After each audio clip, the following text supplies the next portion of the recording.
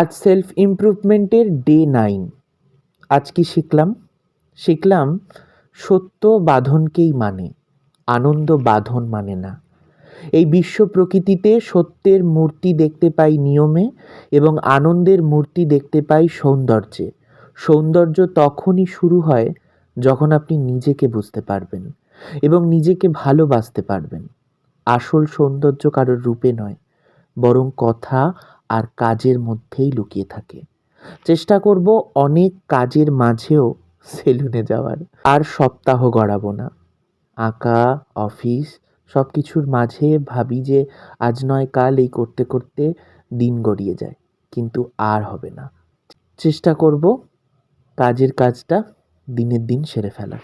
কারণ আমি মনে করি যে ইমপ্রুভমেন্টের আর একটা মানে হচ্ছে নিজেকেও পরিষ্কার পরিচ্ছন্ন পরিপাটি রাখা। আপনারা কি বলেন?